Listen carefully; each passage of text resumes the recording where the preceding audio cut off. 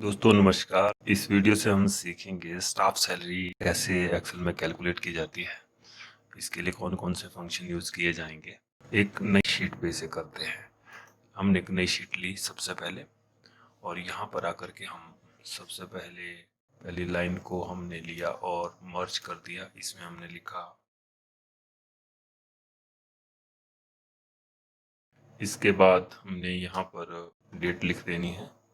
तो डेट के लिए आप इनको मर्ज करें और डेट डाल देंगे अब इस प्रकार से।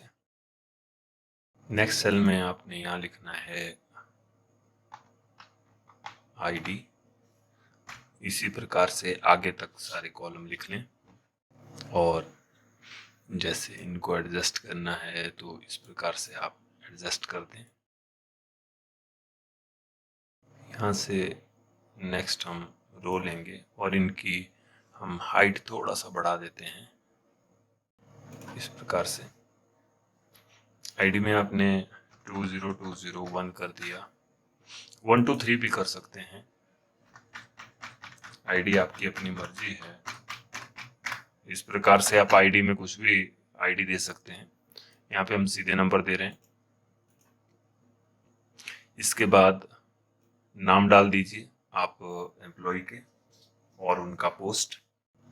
यहाँ पर आपने बेसिक सैलरी डालनी है। यहाँ पर आपने हाउस रेंट के लिए फॉर्मूला लगाना है इक्वल टू, हाउस रेंट जो है वो बेसिक सैलरी का 10% है, तो इसलिए बेसिक सैलरी का जो सेल एड्रेस है D4 वो लिखा इक्वल के बाद, उसके बाद multiply by 10 divided by 100। House rent में ये फॉर्मूला हमने लगाया, ये जी ठाकुर के लिए है। अब इसी में आपने यहाँ देखिए एक छोटा सा ब्लैक कलर का डॉट है, वहां पे पॉइंट रखेंगे, एक प्लस का निशान बनता है। यहाँ से आप इसको नीचे को ड्रैग कर दीजिए तो सबका फॉर्मूला सबके लिए सेट हो गया। अभी एड्रेसेस बदल गए और सबका हाउस रेंट निकल के आया। ये हमारा 10% था। इसी प्रकार मेडिकल अलाउंसेस हम निकालेंगे। मेडिकल अलाउंसेस में फॉर्मूला होगा equal to basic salary multiply by 5 divided by 100। यानी यहाँ पर हम 5% जो है बेसिक सैलरी का दे रहे हैं और इसको भी ड्रैग कर देंगे इसी प्रकार से, तो सबका अलग अलग आ जाएगा। और व्हीकल अलाउंस जो है वो 4% है, तो इसको इस प्रकार कर देते हैं equal to basic salary multiply by 4। ये 4, 5, 6 जितना भी होगा आपने वो लिख लेना है, डिपेंड करेगा कंपनी टू कंपनी।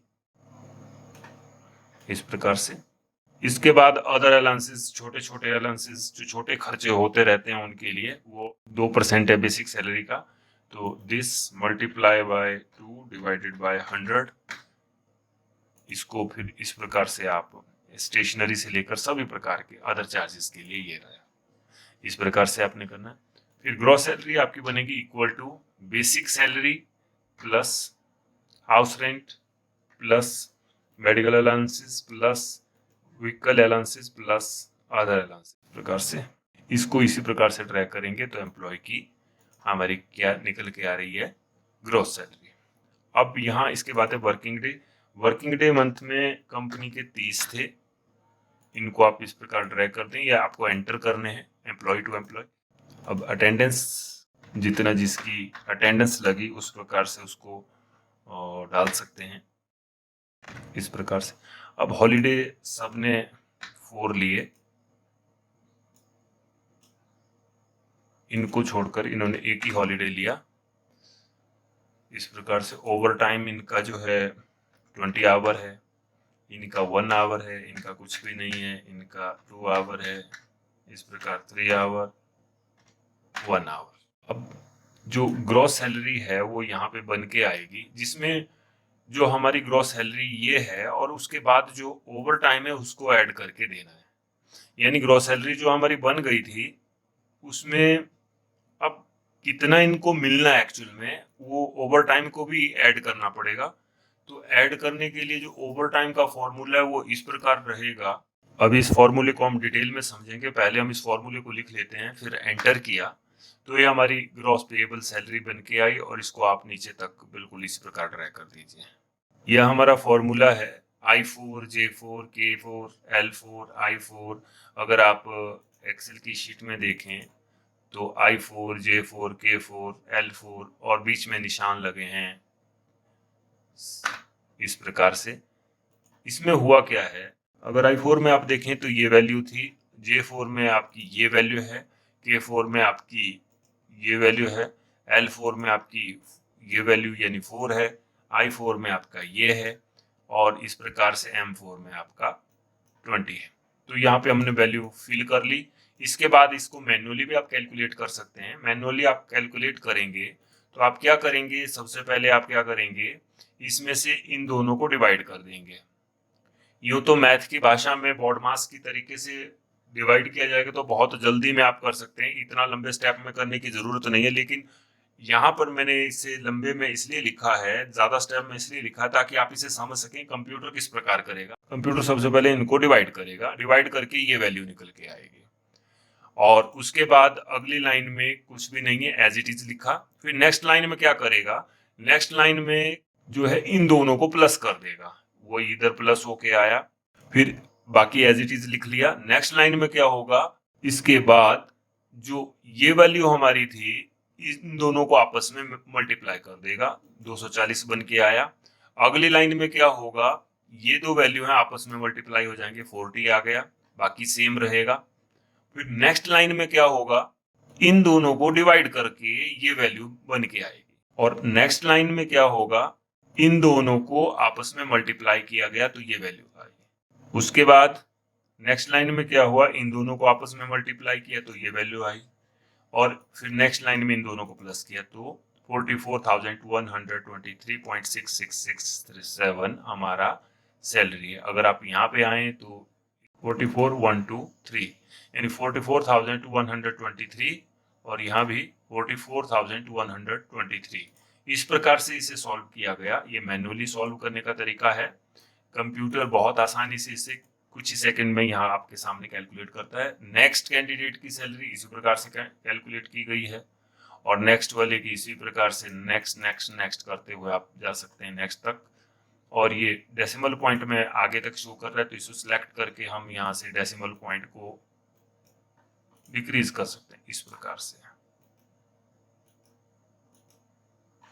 फिर इंश्योरेंस का रहता है कि इंश्योरेंस कितना काटना है, तो वो इस प्रकार से होगा, इक्वल टू बेसिक सैलरी का 2% इंश्योरेंस में आपका इंस्टॉलमेंट जाने वाली है, लाइफ इंश्योरेंस इस प्रकार से। फिर एडवांस में किसी ने 200 लिया, 5,000 ले लिया, बाकी उन्होंने कुछ भी नहीं लिया, यहाँ पे 200 ले।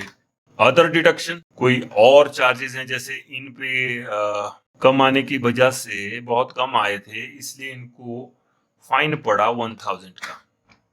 अब जो नेट सैलरी आपकी बनेगी वो इस प्रकार से बनेगी, इक्वल टू जो आपका ग्रॉस सैलरी है वो तो आपको मिलने वाली है और उसमें से माइनस कर दिया जाएगा। किस किस को माइनस करना है, जो अदर यहाँ पे आपने एडवांस लिया है लाइफ इंश्योरेंस की, आपकी जो इंस्टॉलमेंट है और जो अदर डिडक्शन है, तो उनको हम ब्रैकेट में इस प्रकार से सम कर लेंगे ऐसे, और इसे थोड़ा सा बड़ा करके आप इस प्रकार से करेंगे तो सबका नेट पेएबल सैलरी जो आपको देनी है एम्प्लॉय को इस प्रकार से। अब इसके बाद यहाँ पर सबका टोटल करेंगे, यहाँ से हम शुरू कर देते हैं। इसके लिए आप एक्सेल का फंक्शन यूज कर सकते हैं, सम लिखते हैं इक्वल के बाद और उसके बाद एड्रेसेस बता देते हैं इस प्रकार से।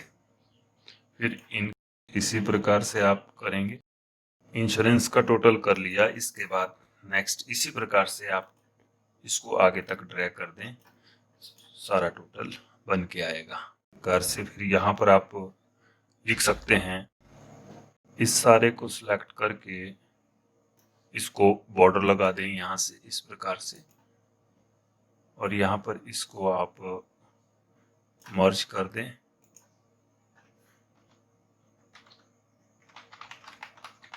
टोटल इन वर्ड्स कर सकते हैं और जो आपका टोटल है वो आप यहाँ शब्दों में लिख सकते हैं।